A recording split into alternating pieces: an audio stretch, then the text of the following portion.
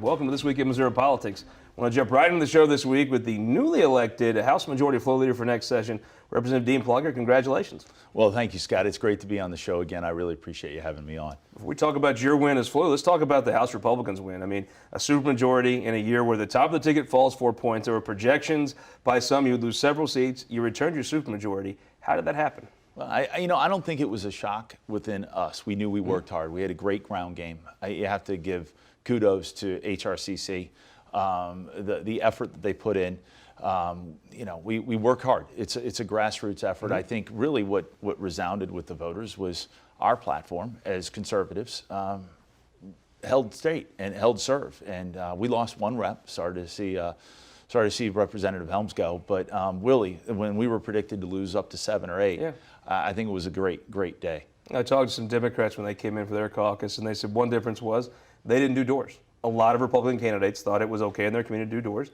And then the defund the police movement was something that, while I understand it resonates very much in the urban core, even when you get to the suburbs, that is not positive. Then the further you go, by the time you get to McDonald County, it just can't carry. True. Well, Senator Koenig proved that to be true. Yeah. He started hitting doors from day one. Others that were opposing the other side were standing on the corner simply waving flags. Senator Koenig engaged his constituents, went door to door, and had the right message. We need to stand by law enforcement. Let's talk about your message. Running for floor leader, you go all over the state. If you go to everybody's district and house and stuff, what would your pitch be to someone in West Plains or someone in Holt County of why you should have been elected floor leader? Well, we have the supermajority, and it's easy when you have a supermajority to point fingers. We might be going this direction or that direction. We have urban and rural Republicans that represent very diverse districts, different priorities.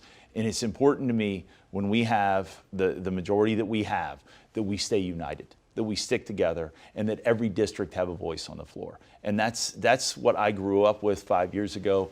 Watching Speaker Richardson, and I think it's important to continue as Speaker Vescovo, I know will, Speaker Haar. We have to continue the dialogue and hold the majority together. What are a couple of issues you think are going to be at the forefront of that session that they'll say the gentleman from St. Louis County that'll start? Well, in terms of what we're going to be hitting on? Well, I mean, I think one of the pressing new issues is COVID liability. No one could have foreseen COVID. I applaud Governor Parson with how he has handled the issue, leaving things up to local control. But this COVID liability thing needs to be addressed. Businesses are crying out, listen, we're facing inordinate exposure here, not to our own fault. We need some protection. I think that is going to be something that hits on. We have deeper dives that I know will have to be discussed. And I want all the members of the caucus and, for that matter, the body as a whole to have a say in that on the floor. That could be school reform, things like that. We also have eminent domain, I imagine, that we would be revisiting to protect our Missouri farmers from eminent domain. Let's talk about something that I know hits home to you. If I had to guess, there's a whole bunch of bills going to be filed about county health departments in a rural county like where I'm from. An elected board, but it's not a very highly contested thing. Sometimes not even on the ballot, can send out orders to totally change the complexion of a county. You saw in St. Francis County where they did it and they had to undo it. I assume they're going to get rid of a lot of those powers for health departments, but you have one of the most active health departments in St. Louis County. I assume you're going to see a bunch of legislation dealing with how a health department can order citizens around. Well, I hope the public is watching what's going on, and the disparity of how different health departments and different county executives, commissioners across the state are handling this issue is truly important. I think we need continuity. When we returned after COVID, the first COVID layoff that we had, it was starting to percolate, the disparities here.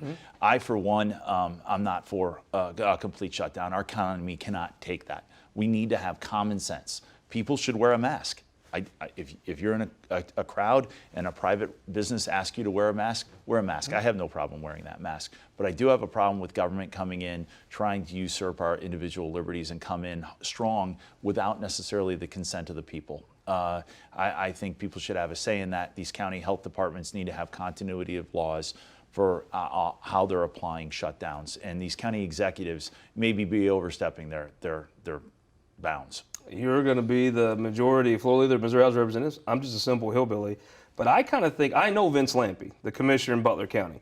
I know Boots LeGrand. I know those guys. It seems to me like your top elected officials kind of like they have in the city of St. Louis, should be the people making decisions that carry this much weight and gravity, not some board that maybe you know, maybe you don't, but certainly you don't see isn't high profile. It isn't a very sought after position oftentimes.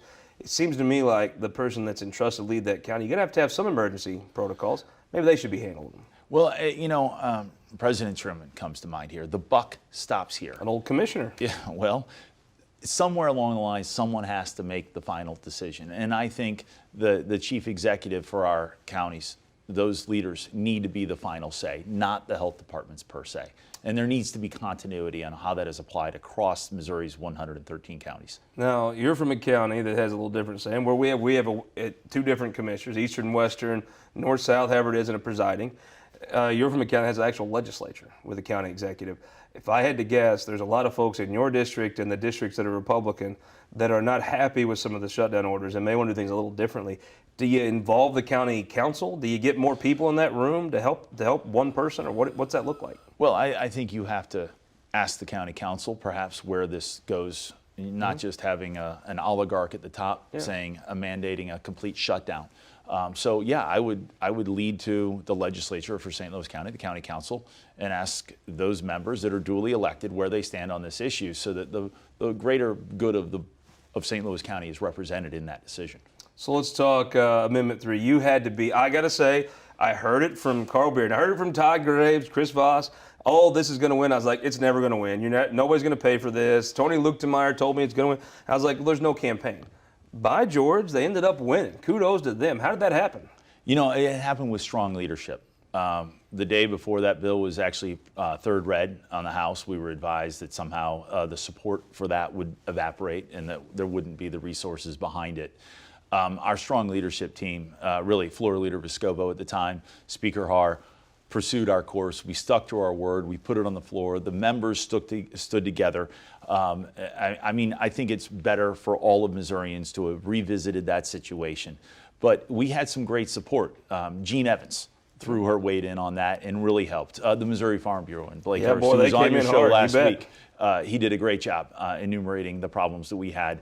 The public was sold a bill of goods that was 14 pages long, and there was a great deal of falsity in what they were trying to sell. And fortunately, the state of Missouri revisited that with no money in support of it, with a grassroots effort, essentially. But it had a lot of your members at the front of, I saw. All 114 members stood up, Facebook, went out, did op-eds. I can't tell you how many individual members did some op-eds here.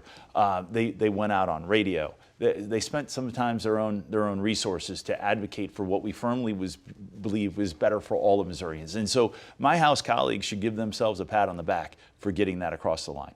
Is this not just a Republican version of Clean Missouri? Well, we returned back to a bipartisan commission, and really Missouri was going to be the test case that was funded by really liberal outstate money to put something in play that really was You just bad. said outstate money. Your congressional district, the second, had about $30 million of outstate money brought into it. Astounding. You returned Ann Wagner to Congress Yes. against some folks' prediction. How'd that happen? Again, I think the policies that the Republican Party is pushing for resonate better with the county, her district. She stood for what we believe in. I'm grateful she's back in office, and I continue to think she's going to lead. We're going to have redistricting done in a much more bipartisan way, and I think St. Louis County as a whole, the state as a whole, is a much better position now to move forward and grow our economy. Well, first of all, Representative, congratulations on your win. We look forward to watching the gentleman from St. Louis County bring in the House of Representatives next year. Grateful to be here. Thank you, Scott, for having me.